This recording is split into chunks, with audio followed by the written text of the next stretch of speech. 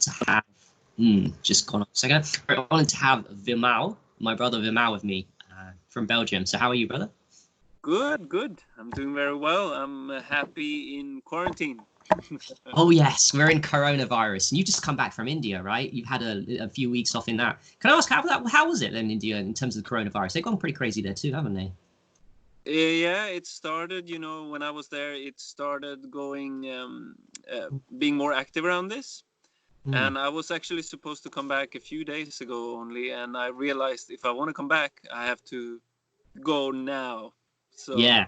so Oh, I had good for to you. change my Yeah. ticket, and I literally got the last plane out of there. Oh Like, wow. and then the day after they closed the borders, they closed everything. So I was like Oh, really yeah. lucky to get back in time. It's meant to be, brother. It's just madness over here. I came out of the Vipassana retreat, and me and Niels Philly, who's on Facebook as well, my very good friend, and it was just empty, the streets. We didn't know, we had no news, 10 days of silence and no news, and then just come out to that, and it was like zombie. The film, I don't even see the film 28 Days Later when the streets of London are just dead. It was like Yeah, that. Whoa. yeah. It's a great reference to have, but my God, yeah, things have been kicking up. Anyway, let's keep focused here. Let's talk about, I want to start by asking you, because I don't actually know you fully your story. So I wonder if you could share how you got into the health community, how long you've been in the health community, and what woke you up. Okay. Yeah, so it didn't start with health for me. Mm. I was in a music band and I was playing a lot of music, Hmm. and I was introduced to LSD.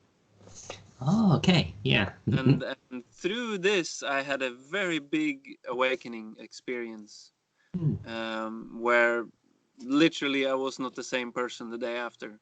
It was Mm. huge, and all I could think about was how to get back to that state of unity that I had experienced, that bliss, that joy of God, or whatever you want to call it. Mm. So that for me started a really intense search. And I experimented more with psychedelics, mushrooms, and LSD, and went down that rabbit hole a bit. Mm. But ultimately, I wanted to find a way how to get into that state naturally. Yeah. So I started, this was some 22, 23 years back. Mm. How And old are you now? How old are you now? You're 40 something, right? yeah, 40, 40, turning 40 40. something. Okay. Yeah, yeah. So I started looking into meditation, and the first meditation I came across was Buddhist meditation. And Mm. then soon after that, I went to India, and I studied in India with different, mostly Tibetan lamas in the beginning. Mm. And I basically went 100% into it and just gave up my belongings, sold everything I had, and Mm. stayed and lived in India. And that started a long journey of exploring different traditions. I studied with different yogis.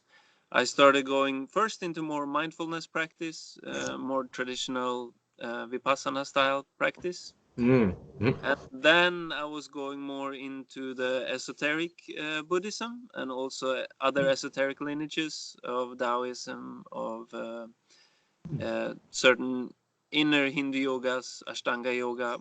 When I say yoga, I don't mean so much the physical culture of yoga. Mm. I mean the internal energetic aspect of it. Right. Yeah. Um, Mm. so I stayed in India for about 16 years, almost full 16 time. years. Wow. At 18 years old, roughly, were you? 18, 19, 20? Yeah, yeah, yeah, 16 years in India. yeah. Wow. Dedication to the path you were on. That's extreme dedication to me. Yeah. Yeah, that was my life. It still is my life, but now I've also integrated more into the world. Yeah. You went Yeah, hardcore for 16 years and really pushed yourself into that world, and now you come out as a not that we ever complete, but now you're just you've centered yourself back to a more balanced, I guess, way of looking at life, you know? yeah, yeah, yeah. I've integrated more. Well, yeah, many things happen in between. I also had a Mm. son, and that brought me more back into the world. Mm. And the path is never complete. You never reach a point where you're like, okay, this is it. I'm done. If Yeah. you reach that point where you think you're done, Mm. then you really need to question yourself again. Right. Yeah. Mm. Yeah, yeah. I like it. Unless you're the Buddha, maybe, and you've enlightened yourself. I don't know. Maybe, but I believe even if you reach what is called full enlightenment, there is a journey of life going on that doesn't stop, and that's the spontaneous unfoldment of life that you need to carry on with. Yeah, I love it. Even And even Buddha, practiced for the rest of his life. He never stopped practicing. yeah, oh right, the Vipassana, the Yeah, meditation yeah. he was doing that He constantly. was practicing the rest of his life. Oh, I didn't know that. Oh, cool. Oh, And he was sure high on his discipline and eating very less food and doing all these things. So and the aged urine too. So yeah, he definitely did the aged urine, which I only learned about recently, and I put in my book. Yeah, he yeah, was on it. He knew that medicine, and it's 4 times in the Pali Canon. So yeah, yeah, and you're into urine therapy too. You're in a special crew. I love everybody, and I don't judge everyone on their path. But my particular favorites are people that do urine therapy, and you're into it in a way that's quite hardcore, like myself. Now you're doing aged urine, right? And I yeah, remember yeah. seeing. I don't mind showing people. I saw a photo of you, and you were lifting vats with aged urine. I think that was kind of. It was such a funny post to watch. Like did exercise with it, the gallons of it. Yeah, that was a funny one. I had to go with that one. Yeah, that's good. So what is your Yeah. experiences urine therapy? What power? I don't want to judge like that, but I mean, you do it because it's very powerful to you, right? Yes, indeed. Yeah. So I got into it in India. As you know, it's a practice in India.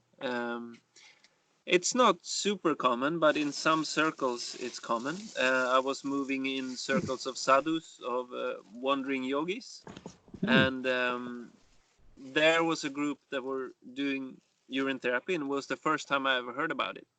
And mm, their skin was glowing, and they were really youthful looking, and they were just, yeah, they had this really good energy. mm. And they, um, this particular sadhu, he had two wives actually, and they would drink each other's urine as well to connect with Cool. each other. Mm, yeah. So that was all very interesting. So I started doing urine therapy for quite some years. Mhm. And then it was on and off, and I was traveling, so then I found it more difficult, and I stopped, and then came back Mm. on it, and um, then I started hearing about the lymphatic system and how it's not good to drink it, and I stopped for a bit. I got tricked by this whole, Mm. you know, Yeah. Dr. Moore group, Dr. basically. Morse. Yeah. Yeah, yeah, yeah. Mhm. But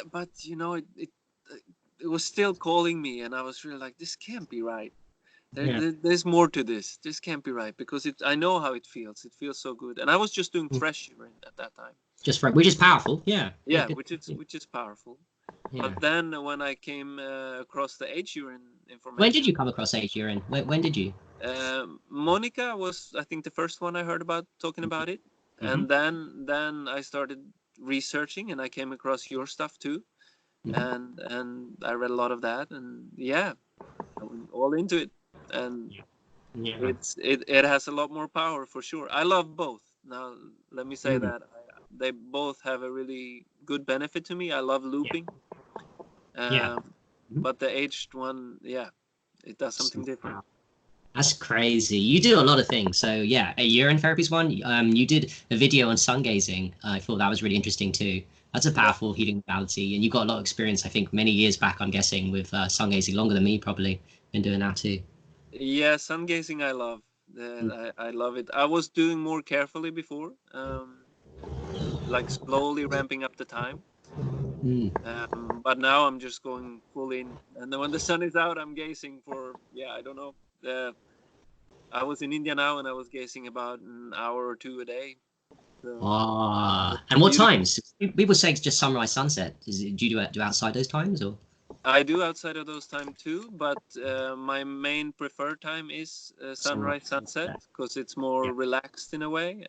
It's yeah, it's more meditative. I can really get into It it and really is. get I into feel like the yeah, I feel like you can do other things more. You can focus more on yeah, doing other meditations while you're doing it. Whereas the midday sun, you just got it's so intense. Sometimes you can't focus on anything else, although it's yeah, good. yeah, yeah, Yeah. yeah. What do you Exactly. do? What do you do out of interest? What do you mess about with a lot of different things when you're doing the sun gazing, or do you just let your mind wander? What are you doing? I do a few different things. Many times I do my standing qigong, Cool. which is standing in still postures, like standing like a tree. I'm sure you've seen people. You hold like a ball in front of you. There's different positions, yeah. Yeah. Yeah. And that's a really beautiful one, because you're not doing internal uh, energy cultivation consciously. Mm. You're just holding these postures, and by holding these postures, putting your Mm. body in a certain way and emptying your mind, you're not leading the energy with your mind. You're just completely Mm. emptying your mind. So Mm. it's very meditative, Mm. and you will feel the energy start moving on its own accord. So you're Mm. just surrendering to that energy flow. Mm. So that goes really well with gazing at the sun at the same time. That makes sense to me. So you're receiving the sun's energy instead of manipulating it with meditation, which is good in a way. You're getting the Yeah. sun's energy probably in a greater degree because you're letting the stillness and the energy come in much deeper level. Yes. Is that something to do with being present to the moment when you're keeping still doing qigong? You're allowing more presence and mindfulness into your life. Is that what it is, or as well? Of course. Of course. Well, it's double. Mm. Okay. So this kind of leads us into a different subject. You have, when you practice mindfulness, you're tapping into the consciousness level, right? You're tapping into the empty awareness, which is at the base of what we are. Mm. Mindfulness leads to a silent mind.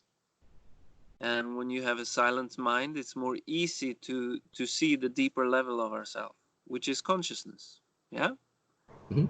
Now, if you imagine consciousness as this vast space, but and that's our true nature. Yeah. Mm. Um, but it's not just empty. Okay. Many meditations take us to that space, toward that direction, and I would say most meditation Mm. focus on stillness, focus on this aspect of being. Yeah. Which is beautiful, and when you really get a glimpse of it, it's very freeing, because for so long in our life we've been in our mind, in our emotion, and lost in that, thinking that's who we are. Mm. Yeah, that's very limiting. So when we discover this boundless space beneath all of that, it's very freeing. Finally, we're finding a peace that's always present. Mm. As long as we tap into it through mindfulness, through the moment, Mm. that's the now. Yeah, the space is the now, where everything unfolds. That's the space of the now. Yeah. Yeah. But one aspect that's often forgotten is the Mm. Shakti aspect, is the feminine, is the energy that's dancing in that space. Yeah. Mm. So that energy is bliss. Shakti is bliss. Shakti is the creative force that unfolds from from that space, and they are not different. So when we only focus on one, in many meditation, it's very male centered. It's only focused on the space, on the consciousness, on the being here, being now. But then you're missing the bliss, and then you're missing the Mm. juice of life. And Mm. this is where sexual cultivation comes in. This is where energy work comes in. This is where Right. all this stuff comes in. I love that. So So, let's transition so to that. yeah, Yeah. before I want to say, when you're doing these standing Qigong postures, for Mm. example, you're working on both levels at the same time, because your mind is empty. Your mind is, the deeper you go into it, should be dwelling in just empty How does it consciousness. get empty during Qigong? Is it because you're focusing in on the movements and the stillness? What are you doing to get your mind empty during Qigong? You just really in the moment with that posture? What's your senses doing? How do you get? Yeah. Yes, you can be either just focusing on the energy running through you, on the posture itself. Mm. For me, I've meditated for many years now, so for me it's very easy to just go into a empty state of consciousness. Right. Yeah. So I just go into that, Mhm. and then the deeper you can fall into that state of empty being, Mm. the more energy can rise. Right. Yeah. Yeah, because they are, as I said, they are one. They're the same. Shiva and Shakti. I'm gonna call these now. Shiva being the consciousness, Mm. the empty field of consciousness. Shakti being the energy dancing, the creative energy within that consciousness. Yeah, Mm. and they are seen as in union. Why are all these tantric pictures of Buddhas and Shaktis in union? It's because of this. Yeah, because our basic nature is energy and consciousness. Creative energy arising out of consciousness, and they're never separate. Yeah.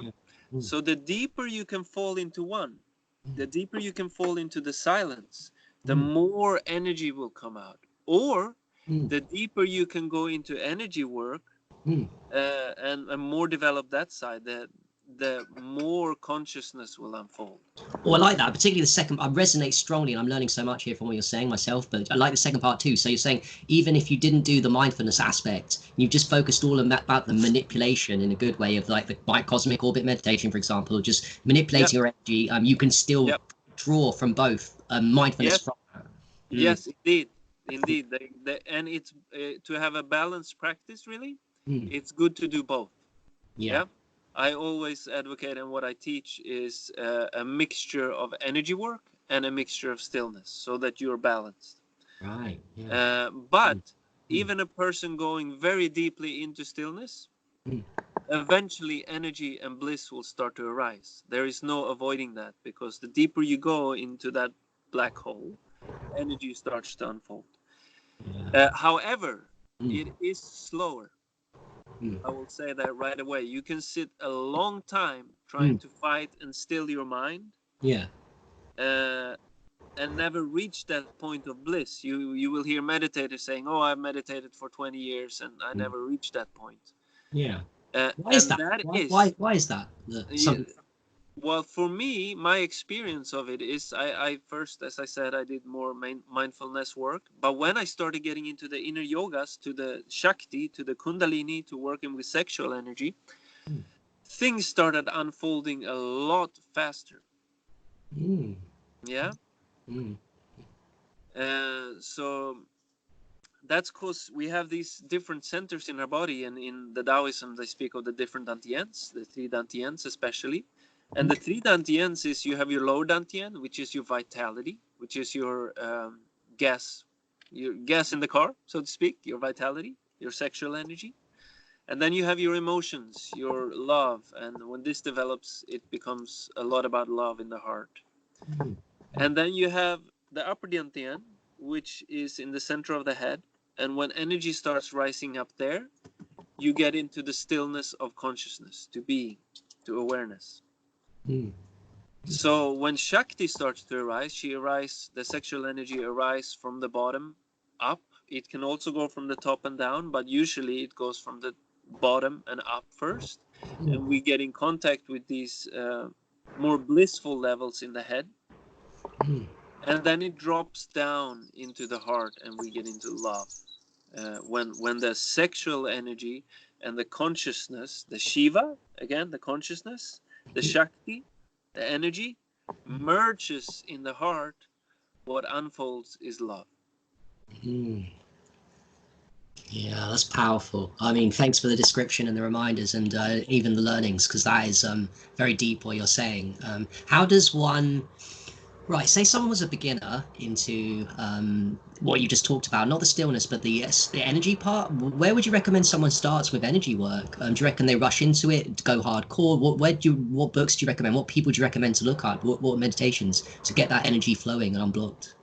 Yeah, so what I teach is I first start with breath work, because breath is a very easy entry point to start feeling energy, and it's really important to learn how to breathe correctly. Yeah, we breathe all the time, but if you want to get into energy work, to have a correct breath is really important, because you will get so much more energy to work with. Yeah, simple.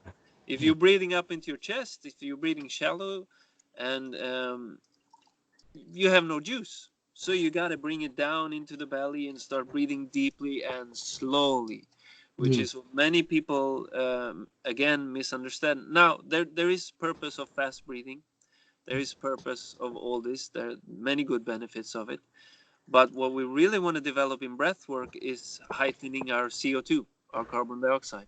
Oh, yes. Slow down our breath. If you I look thought at that was a waste product. A lot of people think it's a waste product, though, carbon dioxide. yeah, it's not. If you don't have enough carbon dioxide, your body cannot use the oxygen you bring in. So you need and our tolerance to carbon dioxide is what makes us not be able to breathe deeply. our Right. intolerance, I would say. Yeah. So when we practice slowing down our breathing, Mm. we increase our tolerance to carbon dioxide.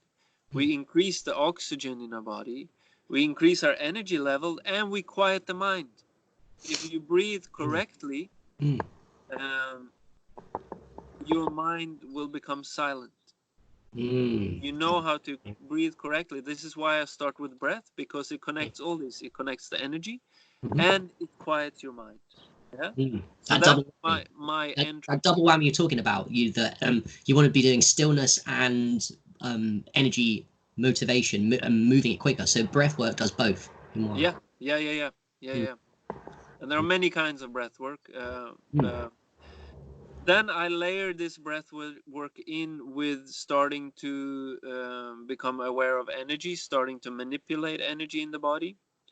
And personally, I like to teach from the Tibetan realm a practice called Tumo, Ooh. inner fire. Why have I heard of Tumo? Not from you either. Probably from Wim Hof, he made it popular about Tumo. Now, what he teaches is not specifically the Tibetan version of Tumo. It's a kind of breath work that increases your inner fire. Mm. But Tumo in itself has a lot of depth to it, has a lot of energy awareness. You really start becoming aware of energy currents in your body. Starts building in the belly, and you start to slowly work it up through the central channel, up into the heart, up into the upper levels of the head, into the bliss centers of the head. So I like to work with Tumo, and I like to teach also Kriya Yoga.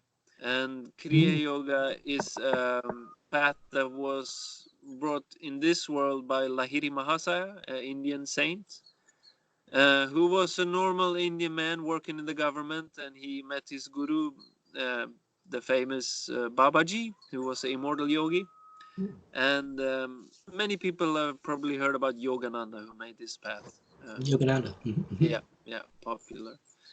So anyway, he started practicing Kriya Yoga, and he transformed his whole being through this and became a saint and started teaching this. It's a beautiful, beautiful practice. And it has a lot of similarities to the microcosmic orbit, but it works more in the central channel than the microcosmic orbit. So practices like these, if you're a beginner, I would say microcosmic orbit is a great way to start. Yeah. Playing around with sexual energy is a great way to start because it's not subtle. Yeah. Oh, okay. And many people have a hard time in the beginning to feel energy because it's subtle. Yeah, it's something we're not used to. Yeah. But sexual energy, we're kind of all used to that, and it has a Power. It's real power. strong power and fire to it, so it's more Yeah. easy to feel. Yeah. Huh. But ultimately, Mm.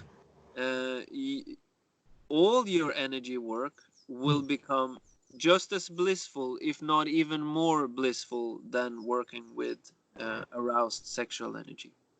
Yeah. Yeah. So the exciting part about energy work is the bliss aspect. Yeah. Yeah. And why is bliss important? Like Mm. I said before, the Shiva and Shakti are related, are you in union. And the bliss, when we experience bliss, when you experience a powerful orgasm, right? Mm. Your mind has no problem shutting up. You have no problem focusing on the moment. True. Yeah, you get Yeah, present to the moment when you you're orgasm. fully in the moment. Yeah, you So are. when you start experiencing bliss in the body, Mm. you're completely absorbed in the moment. Yeah. And you're opening all these channels, yeah, Mm. in the body. And when these channels open, when we cleanse our system through the energy work and open all these channels, we open up consciousness, and consciousness unfolds automatically. You don't have to fight with your mind. You don't have to try to be silent. You don't have to do any of these things. It just happens. If you open the correct channels, it happens. Yeah. Yeah, Yeah. simple as that. And that's also why aged urine, for example, is so powerful of an aid, because I don't know if you noticed, but when I started drinking a lot of aged urine, I started feeling all this electricity in my nadis, in my nerves, Mm. tingling Yeah. everywhere. And that's what the aged urine does too. It cleanses, it purifies these channels, it opens these channels. So they go hand in hand, you know, with energy work, with meditation. I like what you said, and I've experienced that with aged urine. It's very common when you drink it to get these spikes. I feel like there's what you said earlier about subtle ways of playing around with energy, and you're saying if you're beginning out, it's more obvious. Well, I feel aged urine is such an obvious opening of the channels, whereas there's other medicines out there that are great, and I'm not going to diss any medicine. Everyone's on their different paths, but there's like obvious, really deep cleansing medicines, and I think aged urine is so deep and so obvious that it's hard to deny the benefits of it, whereas fresh urine possibly you could deny because you're quite a healthy person. Say you come into fresh urine, you've been doing cleansing for a long time, but the shift from aged urine is like, oof, it's hard. And it's good to start with those things in the beginning. I feel like sexual practice with aged urine, or breath work, like doing intense breath work where you breathe strong and then holding your breath and such things. But you feel it because we basically, how I teach it too is to go from the physical and then slowly into the energetic and into the more and more subtle points. Eventually you reach a point in consciousness where you're dwelling in very subtle states of emptiness, where your breath starts to slow down and eventually stop, and bliss at the same time. So there is this intense bliss, but it's subtle and you can't get there right away. So it's better to start with these more gross things and then let them take you further and further inside. I'm resonating so much with what you're saying. Can I ask a question for me, actually? So when you go from the gross to the subtle, do you have problems yourself? Because I know you've experienced a lot here and you can talk about it. Do you have problems with cravings for it that stops the bliss coming through? Like if you're going to crave it, I'm thinking in my mind, will that stop the energy work? Do you have to like be, do you know what I'm trying to say? If you want it too much, needy for it? You mean the craving for the bliss? Yes, for that kind of state. Yeah. Yes, that is a hindrance for sure. It doesn't stop it, it makes it less deep, because to really reach the depth of this, you need to be able to surrender into it. And when there is craving for something, you're not able to surrender into it. So it's the same actually when you do sexual energy cultivation and when you're learning to have as a man multiple orgasms, for example. A thing that stands in the way for that is that craving, is that desire. But that desire is also a motivation. It's what gets us going. We're desiring the bliss. But the thing is, to really get that bliss, we need to be able to surrender. The deeper you can surrender, the deeper the bliss can unfold.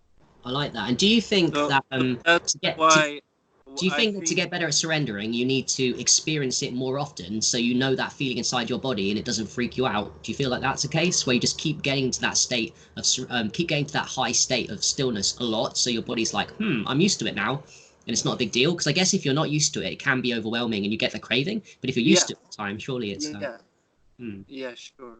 And time and practice. It's practice. That's what gets you there. Just keep going, keep playing, and keep it playful, because all these things are very enjoyable, as you know. You know, it's really important to have a playful attitude and not get too harsh and disciplined with yourself. You know, in the beginning, I was really like, okay, I don't feel like sitting now, but I'm gonna sit anyway because I'm committed to sitting, and I know I need to do this. And sometimes you need to have that, but it's also really important to with these things and to experiment and to have a childlike attitude. Yeah, this is fascinating. It takes time because, like you said, you've been doing it 22 years now, and I'm sure you've had. Do you want to tell us about any just to maybe hook people in, because we don't know what stages of people are, and we, like you said, there is an aspect of discipline and excitement to get started. Do you want to tell people about any peak experiences you've had with this energy or sexual energy cultivation? Like any moments you were just like everything you said, like in ecstasy? Yeah, I've had many peak experiences. when it comes to sexual energy work, first as a man, we're used to, ejaculating and that's it. We're done. Yeah. So when you start learning and realizing, well, actually, that's not the case, and orgasm is not linked to ejaculation, that opens a whole new door, right? And we start feeling these energies coming up in our body.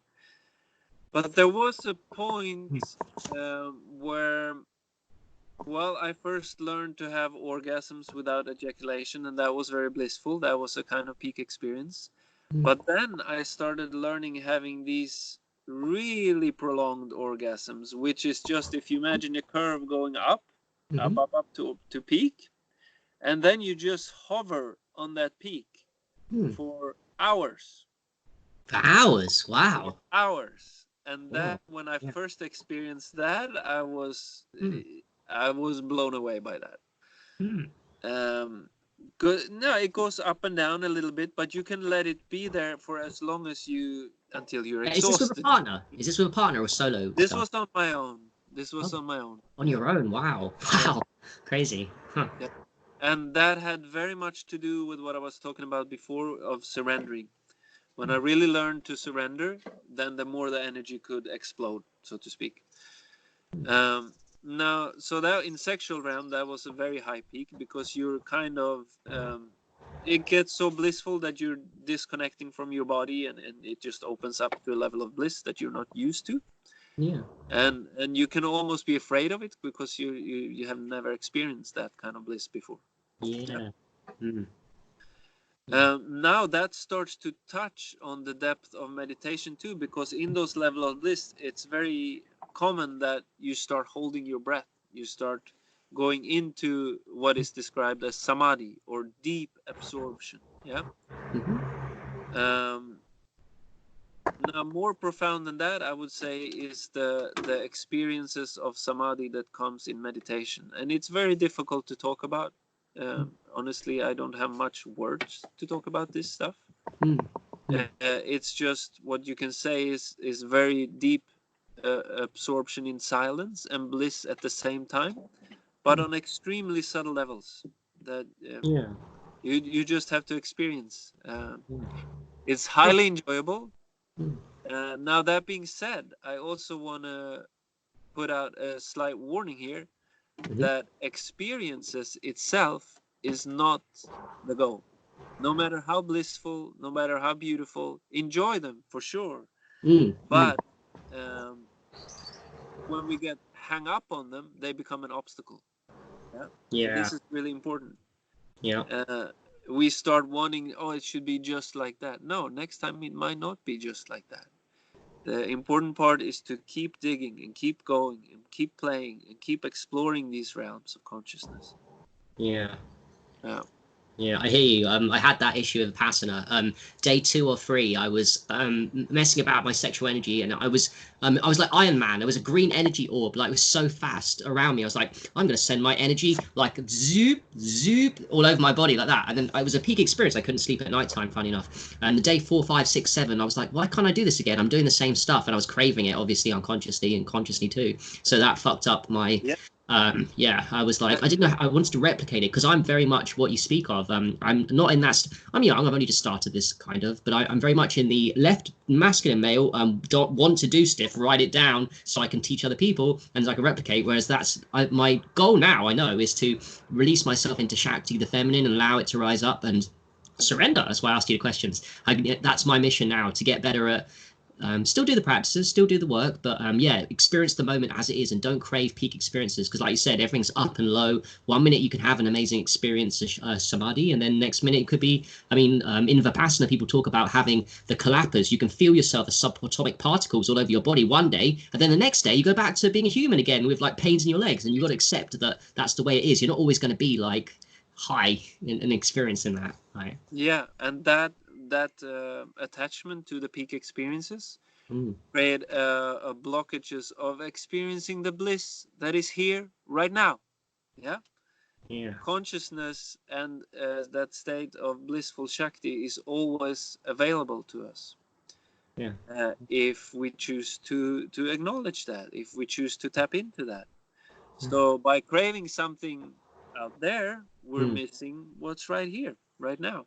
Yeah, too right. Can I ask, the meditation wise, you said you've had moments of samadhi. Is that because is that from breath, like looking at noticing your breath? What kind of meditations are you talking about? Just breath work? Looking at the breath and the nostrils, or simple stuff, or complicated? I do more energy work, more what I'm talking about, the Kriya Yoga or the Tumo work I do. Great work too, Matt. Yeah, this gives one of the easiest place to experience samadhi in the beginning can be in the center of the head, because this is where pineal, pituitary, all of these glands are, and it's also the in the three dantians. This is the place of spirit. Yeah, this is the place of awareness, of consciousness. Yeah. That can be initially one of the easiest place to experience samadhi. So when the energy starts rising up there, and it's important that the energy rises up there, not just your mind. Yeah, Mm. because when the energy and everything gets absorbed up there, that's when you start experiencing samadhi. Yeah. And then you can drop it down into heart, which is a very beautiful experience of samadhi, more deep, I would say, than in the head. But for to work it up into the heart, and then into the head, and then bring the bliss, because the head is full of bliss centers and above the head. Yeah, and then you bring that bliss down into the heart. And this is where Kundalini comes to rest. Yeah, first Kundalini moves up, then moves down and come to rest in the sacred heart. Mm. So this is also a big subject. There is the two flows of Shakti, yeah, up and down. Mm. But yeah, so when I go into samadhi, I work on either of those two generally through my energetic work. Yeah, this is awesome. Thanks so much for sharing that. That's really fascinating. Now, one thing I thought we might touch base with, let me know if we don't have to with this one, is I want to relate my experiences. I haven't told you either privately, but we did talk privately once about amygdala clicking. And Yeah. I want to share quickly with the audience, and I want you to talk about it afterwards. Sure. This is so powerful, guys. You and Michael brought this to my attention on Facebook, and I'm so glad you did. And I practiced what you said during Vipassana. I know it's a bit naughty. It was on the last day, and we were doing the gratitude one. I did the Amida clicking because it resonated with me. The idea that what you said, correct me if I'm wrong, like if you're in fear, it clicks backwards, the amygdala behind the eyes, and you can manually imagine it clicking forwards, and that relieves the fear and strength. I did this for like 20 minutes because I'm always in fear. I'm around people. I've still got loads of social anxiety, and I did this during the Vipassana. Just before we were allowed to break on day 10, the talking, and because I'm always nervous about the talking. Actually, I enjoy quiet because I'm introverted. I don't like to talk to people, so I was nervous about things. I did the clicking 20 minutes before. I came out and I was like, whoa, my voice changed. I was like full high on testosterone, like I'd done when I used to go clubbing, and I'm just chatting to all the girls and the guys, and my mind's on. I was like, and my brother Niels was with me. He's like, Harry, what the hell are you doing? Like, you're so socially fucking dominant. And I was like, yeah, my voice has changed. And it was because the Amda clicking. I did 20 minutes of it. And I do it now daily, religiously. I do a lot of things, microcosmic orbit, but particularly Amda clicking. My God, I think this one, Viimal, is like the one for people that have been damaged. And we all get damaged by fear. And I feel like I've particularly clicked backwards way too much. My amygdala's out of balance. When I click forward and I do this for a couple minutes, it gets easier with time. My God, my socialness, my voice changes. I become more confident. So not only that, Viimal, my consciousness shifts. It's not just love and my consciousness shifts. Like I can't describe it. I open up, like I become open focus, and normally I'm like narrow and like fear based, and it's just amazing. What can you tell us what is going on here and explain it to people? Why is this such a simple thing doing this? Like, yeah, it's fascinating, huh?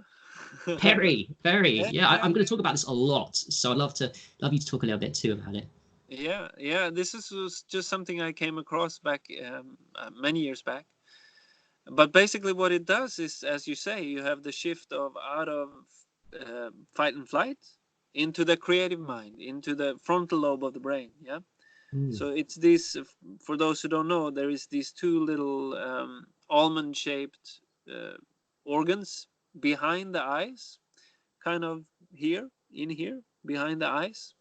And when we're going to fear, fight or flight, they click backward. When we're into fear, we smell something bad, yeah, because they're also connected to our sense of smell. So we smell something shitty, they click backwards. We're like, oh, don't want to go near that. Yeah. But when we're creative and when we are having fun and when we are smelling something good, they click forward, and we activate this part of the brain, which is our creative senses and our consciousness level. And it also pulls up the creative energy from below. I don't know if you've noticed this, but you can actually feel this energy coming. The more awake your sexual energy is, and you start clicking the amygdalas, you will feel this energy start rising up into your front. It's something also you can play with when you're sexually active. And they found that if you do this close to an orgasm, you can start experiencing multiple orgasms by just doing this when you're engaging in sexual Wow.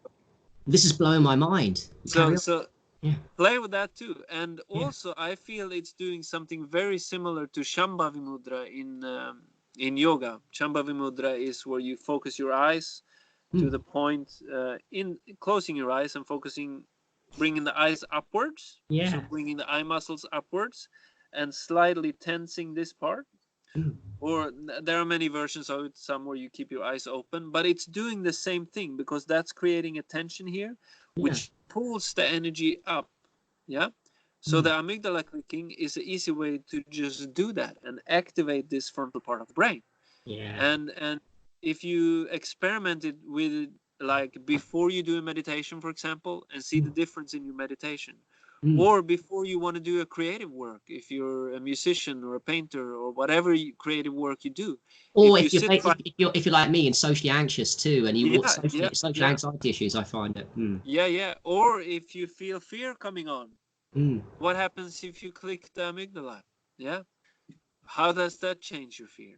How does one, I mean, I've got my own experiences, but how does one click these two almond things you said, the behind the eyes? How are we doing this?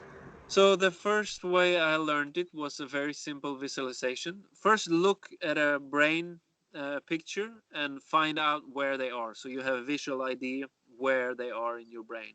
But basically, if you put your thumbs in your ears and a finger on your corner of your eyes, and in between those two, they're right in there. Right. Yeah. Behind the eyes, kind of like lower part on the eyes, and towards the center, towards the nose. So a little bit in towards the eyes. But look at a picture so you get a visual idea where they are. And then when you know that, just take an imaginary feather and tickle the front part of the amygdala. Imagine tickling the front part of the amygdala, and you will actually feel something popping forward and this part activating. Then you know you're doing it right. You might not feel the amygdala clicking forward, but you will feel the energy moving into the front part of your forehead. Right. And so that's one way.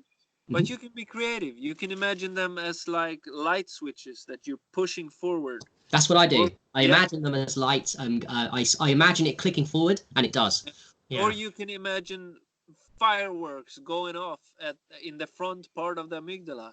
Or if you're sexually active and you're in the sexual act and you're making love, you can imagine all that yummy energy just focused in the front part of the amygdala and like exploding there, Or if you're sun gazing, feel the sun coming in through your eyes and shining up, lighting up the amygdalas and popping them forward. I love that. I do it when sun gazing, and it's so powerful. Oh my god. Yeah. So use your creative mind. This is about being creative, and just click them forward and keep doing it. There was a point where I started actually hearing clicking in my head. Me too. When I was doing too. Yeah. Yeah. So I feel like the clicking's a bit low, quite low though. It's like down a little bit. Yeah, it's down. It's in the bottom corner of the eyes. Yeah, that's true. And I found as well, for guys that want to get into this, it gets easier with time. So the visualization, imagination, it will come. It's like a muscle, like mindfulness. All we're talking about is a muscle, energy work. You just keep practicing the clicking, and you'll get momentum with it. And I do it when I'm watching TV now. I'm never mindlessly watching a DVD anymore. Now I'm either doing mindful presence, I'm doing amygdala clicking, and I'm watching I'll do it 10 minutes before I come and talk to you, and I'm like, I'm more confident than normal. This is I love it. It's awesome. The more you practice it, the easier it is, and then you can just do it in a moment's notice while talking to somebody else or while doing other things. And that's the thing with all these practices. All this stuff that I'm talking about eventually becomes your way of life. Yeah. A good practitioner of the internal arts do them all the time. And do them while doing other things, and you know, these become second habits that we can just do all the time. Yeah, I mean, if you're going to use the ego that I do, then what it is, I get addicted to these high consciousness states. So it becomes easy for me to motivate it to constantly amygdala click, sun gaze, ground, earth, urine therapy, distilled water. Because I have a standard where I'm like, I don't want to drop back to what I used to be, because I like being this high energy kind of person that, you know, and want to help people, and I can give out more when I've got my energies on point. So that it's addictive. And yeah, people have to experiment. Thank you so much for all the information giving, but also the amygdala clicking, because that is, I feel like that one is not talked about enough, and that is so powerful. That one alone, and so easy to do, people. It's like so easy. Very easy to do. And it can lead to good depth. So it's a good one. Before we go though, I want to talk to you about Tensor rings. You showed me Tensor rings, and you know that I love Tensor rings. I've got my own. Let me know. Let us know what Tensor rings you've got and why you think they're powerful. What's going on, brother? What's going on with the Tensor? Well, honestly, this is new stuff to me. Me and my partner started making these. Cool. I heard about them from you. So I had no idea about these things before, and I started researching. I started listening to the man who started making these. Is it Brian thingy? Brian Bridwell? No, I'm thinking of another guy. Slim Sperling. Yeah. Exactly. So we started making these. How beautiful. I have one on me too, and I'm surprised by the powerful feel they give out. Me too. Yeah. So my partner is also a goldsmith, so she does really beautiful jewelry work. So it was easy for her to make these. But we're planning to make these also to help with the crazy Wi-Fi story and 5G story that's going around the world at the moment. I feel these can help to harmonize the fields. So we're gonna make rings, we're gonna make generators, we're gonna put these up all in our garden and around here, and we'll be probably selling some of these as well. Cool. Yeah, definitely. I should look into add you on Facebook, and when you do start selling them, let us know, and we're definitely interested. I guess one thing we didn't touch upon this interview, but we can do more of these. We can, but carry on. It's also fasting. I really want to talk a little bit about this, because this is such a powerful thing. Please do. I'm on your wavelength with that one. So many things we talk about are just work, right? Me and you talk about things that, and the same with the community, just why is fasting so powerful? Why is being empty coming from the conditioned mind of, what do you mean? I think I need these supplements that are really expensive. I need to buy some expensive foods to heat my body. And you're talking about what? Fasting, like not eating anything or eating just juice or water. Why is that even a thing that's powerful when we're talking about? Right? I've been intermittent fasting for many years. And as I said, for me, health was not how I started on this journey. It was more about the consciousness and meditation and all of this. But slowly, I started getting interested in health, although the lineage I was in when I was in India for many years was not at all health concerned. I would say the opposite. They were eating not very good. Fat sadhus over there. Yes, sure. And because there was also they were in an Agori lineage, so Agori does things opposite. It's like a practice of indulging in negatives, but still not losing consciousness. So that's a whole different story. Anyway, I started getting into health and started eating raw food and started experimenting with intermittent fasting and all of this stuff. But then around 2 years ago, I jumped headlong into a 108-day master fast. Okay. Wow. And that was profound. Yeah, that's like 4 months, isn't it? 4 months, 300 days, 100 days. Yeah. So that changed everything for me. It changed my diet. I cannot eat what I used to eat anymore. Oh, I can, but I will suffer. Mm. Mm. So it started like a hardcore fasting, and now I'm very much on the path of unfooding, Mm. of living more on prana and living less on food. Mm. And I feel the best when I'm empty. What can I say? I feel the best when Mm. I'm empty, when I'm looping my urine, drinking aged urine, Mm. and sometimes some juices. Mm. And in this state, I feel the most clear. I have the most energy, and I just feel it's so much more easy to go into that state where I'm connected with my natural state. Yeah.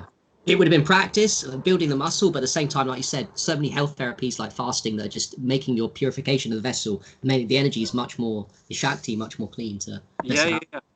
Yeah, and obviously it's a journey, and I'm in the midst of the journey, and I'm also struggling with addiction and food cravings and all of this. That's part of the journey. I enjoy the eating part like never before.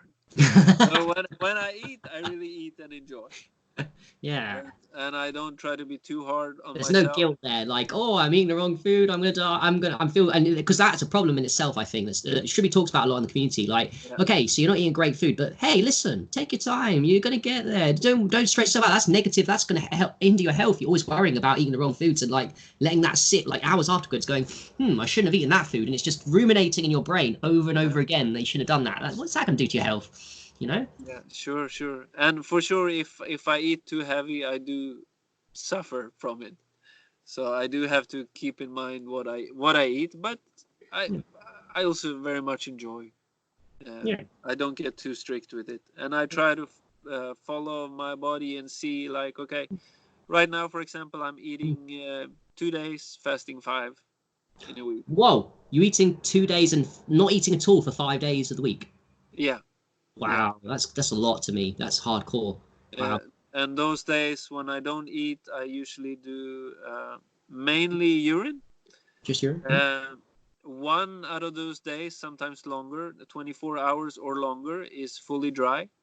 cool. Dry Like fast. last week, I did 67 hours dry, I think. Wow, that's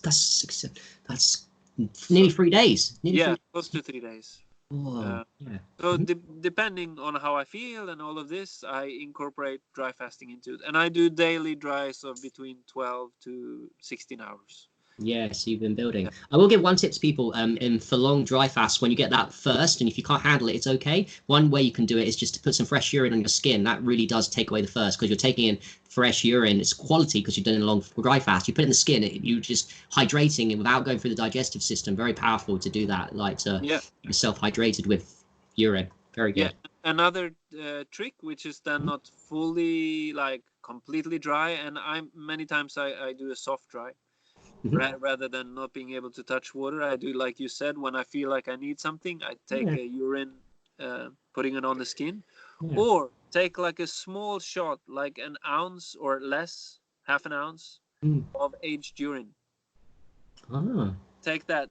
It's not enough to like Huh. completely throw you out of a dry state, Yeah. but it really helps. Yeah. It It gives really, you that really. energy back, right? That Yeah, energy systems that yeah, might be slacking from the dry. yeah, Like, yeah, I exactly. don't know about you, by the way, but I find I did it a lot on the Vipassana. I was very naughty. I ate like 3 meals and 4 meals out of 10 days because I'm not supposed to do that. But I did it as an experiment. And I'm sure Gonke in his heavens will forgive me for that experiment. But I felt like it took away from my meditation when I was dry fasting 50, 60 hours in. I felt like there was no energy to do the meditation. So I'm starting to not question. I know it's powerful as a physical health therapy. I'm starting to question how powerful it is in terms of healing unconscious problems in the mind, the dry fasting versus like Vipassana or meditation. Don't know what your thoughts are on that. Which one? Well, I think it's really a balance, and we need to really listen to where we are on this, because fasting is so powerful. It Mm, really is so powerful, and I love the dry fasted state more than anything because it's so quiet. But mm, if I mm, go too long, I start feeling lethargic, and I start feeling like I can't move. yeah. And then I'm like, okay, and now I just have to sit, or I have to break it, or take something small because I'm not ready for that yet. Then. You know, Yeah. I don't want to push myself too far. I see. So you think it's a question of dry fasting is powerful, but it's just we're not ready. We're building up slowly our vessels towards Yeah, purification. Right? yeah. This is really important. Our vessel needs to purify slowly. If you jump in it too fast, you're gonna have too much cleansing reaction, and it's not gonna be fun. And the whole point is to enjoy life too. No, we want Yeah. to enjoy this journey, not suffer through it. Yeah, I love what you said. My God, this has been an absolutely fascinating. Please, are you up for a second or third one? We can really go deep with a lot of other subjects if you want. I love this Sure, so much. Yeah. sure. Oh, before we And go as well, I want you to tell the audience where they can find you and anything you've got like Instagram, YouTube, and you do workshops to promote those stuff and or let us know what you're doing, like where people can find you to work with you. yeah, so I teach inner energy cultivation. I call it. It's 2 levels I have. So I do it online. I also teach in person, but it's easier online these days. So it's usually 10 weeks. Every time I teach it, it's a little bit different. But the principles are always the same. And I'm trying to get it all recorded and have it like so I don't have to do it live every time. Mm. But it's 10 weeks. I have 2 lessons a week. I have one lesson where we go through the material, Mhm. and then I have one practice session where we practice together. And next week it's something new. Yeah. Mm. So this is there. I don't have a website right as of the moment. I've been doing these in cycles, and I'm gonna start another cycle probably around this full moon. I will start the level 1 again, and I will also start the level 2 probably around the same time. Mm. So in this, I go from the very basic, and I start with the breath Mm. and the body, and then I start going into the energy work, as I talked about before, the inner fire of Tumo and of Kriya Yoga, Mm. and how to mix this with the silence, so how to do the energy work and mix it into the consciousness level. Mm. And in the level 2, I go more into sexual energy cultivation. Mm. I go much more into deeper aspect of this that you really need the foundation to be able. Yeah, it just won't work if you jump straight into that stuff. Yeah. So this Do you is think what I. they have a lot of work to do? So they're working with you, but do they have a lot of work outside of in their own day-to-day life, outside of the sessions where they got to do stuff? Like, is there a lot of homework, like stuff to do? Well, for sure, the more you do, The more you do, the better. more Yeah. you're gonna get from it. That's always the case. But a minimum, I would say, is a 20-minute session a day. You should aim for. Yeah. Um, I would say that's a minimum. Mm. And how can people find you for this course? They hit you up on Facebook. They message you from For there. now, I don't have a, Mm. web page. Mm. I'm not so technical within all of this, Yeah. so Not me. Yeah. Facebook is the way to reach me. Mm. You can reach me under Per, P-E-R, Vimal, Mhm. Vimal, Klinkhert, Klinkert. Yeah. Per We'll tag Vimal. you under this. We'll tag you so they'll know Yeah, for yeah. you for your Facebook is. So Per is my main name. I know you call me Vimal, but Per is my main name. I know. Yeah. Yeah, Tag them. Yeah. yeah, yeah. Oh, brother, do you have YouTube and Instagram as well? No YouTube. No? I might have something on YouTube, but easiest is just Facebook, really. Yeah, Facebook's the one for you. Definitely, and I forgot to say, like in part two, I'd love to. We got information on so many things, but LSD. I'm not. What was it? Psychedelics, I think. So you do psychedelic workshops with your partner, right, in the UK or something? Well, Or no, have done? we do the breath work. I have experienced a lot with psychedelics, but because of the world at the moment, we can't do psychedelic workshops. We do sometimes cacao ceremonies. Yeah. Okay. Hmm. Hmm. Cacao ceremonies we work with sometimes. Hmm. And we lead workshops and retreats. We were going to do a fasting qigong retreat this spring, but it got canceled because of The virus. Yeah. yeah, Hmm. yeah. That is a shame. But is there a final message you'd like to leave people? This has been absolutely amazing. Thank you so much for your information. You're so wise and you explain things so well that I can understand. And I hope the audience is either whatever level you're at, you're beginner, middle, end. There's something there for everybody. But could you give us a conclusion or a last message, perhaps for people just to take away? Well, what I would always like to encourage is to have some kind of daily practice, whatever that practice is for you. It doesn't really matter whatever talks to you. For me, it's the energy work and the Kriya Yoga and all of that. Something where you can connect to the divine every day. And you do that every day, because this is how you slowly start going deeper, and slowly start uncovering the deeper layers of who you are, and slowly start getting in contact with the bliss of who you are. Yeah. So work on that. Thanks so much. I'm very hardcore, but I'm motivated to step up my game and do even more breath work now, and to really take this. I love the angle you're coming from: divinity, stepping into our consciousness, a high vibration, who we actually are in this realm, and messing about with energies and duality is so much fun. I love it. So thanks for inspiring me. And yeah, it's been a pleasure, Per. And I wish you all the best. And we will speak and do a part 2 and part 3. I hope everyone has enjoyed this. This was Holistic Health Harry with Per Viimal. So thank you, everybody, and thank you. Thank you. No worries, Bert.